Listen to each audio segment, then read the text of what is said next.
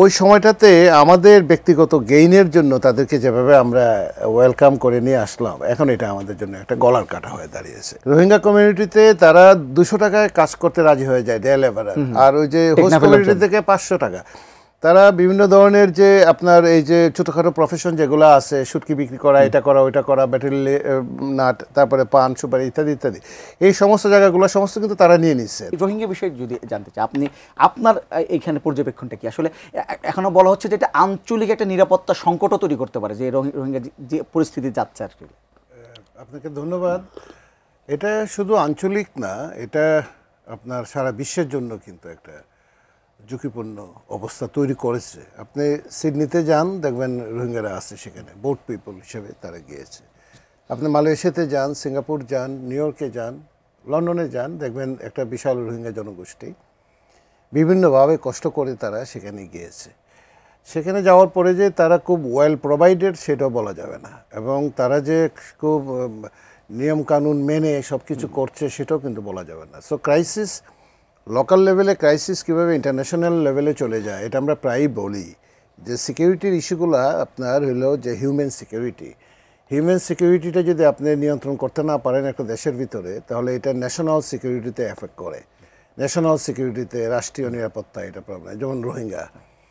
এবং এটা আলটিমেটলি আপনাকে আন্তর্জাতিক সিকিউরিটি, ইন্টারন্যাশনাল সিকিউরিটিতে আপনাকে এটাকে প্রবলেম ফেস করবে। এবং রোহিঙ্গা ইস্যুটা এখন আপনার হিউম্যান সিকিউরিটি ইস্যুগুলো আমরা যেহেতু ডিল করতে পারি নাই শুরুতে, এটা ন্যাশনাল সিকিউরিটি হয়ে এখন আন্তর্জাতিক সিকিউরিটির দিকে চলে যাচ্ছে। এবং আমি রোহিঙ্গাদের সাথে অনেকগুলো কাজ করেছি, গবেষণার কাজে রোহিঙ্গা ক্যাম্পে বহুবার গিয়েছি, রোহিঙ্গাদের সাথে ক্যাম্পিং করেছি, রোহিঙ্গাদের সাথে গবেষণা করেছি।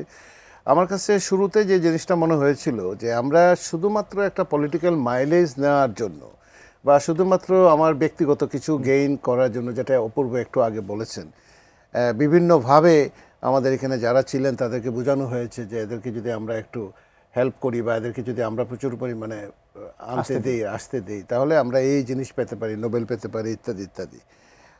রোহিঙ্গা ইনফ্লাক্স কিন্তু ঠেকিয়ে দেওয়া যেত অনেকটাই, কিন্তু তারা যখন দেখলো যে না প্রচুর পরিমাণে যাচ্ছে এবং কোনো বাধা পাচ্ছে না, একদম নির্বিবাদে চলে আসতে পারছে, তখন কিন্তু আপনার এটা কিন্তু একদিনে আসে নাই, এটা লম্বা সময় ধরে কিন্তু তারা আসছে, এখনও আসতেছে।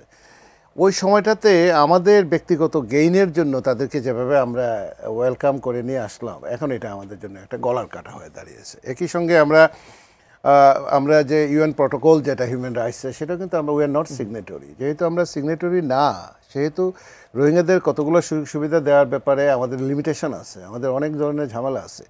এই লিমিটেশনগুলোর কারণে কিছু কিছু সার্ভিস যেহেতু আমরা দিতে পারছি না তাদেরকে, তাহলে তারা কিন্তু লোকাল কমিউনিটি শুধু না, হোস্ট কমিউনিটি যারা আছে সেখানে, আমার একটা স্টাডি ছিল হোস্ট কমিউনিটি এবং রোহিঙ্গা কমিউনিটির ভিতরে tension between host community, huge tension. এটা এইভাবে বোঝা যাবে না, এটা আপনার এই চট করে টকশো করে বোঝা যাবে না।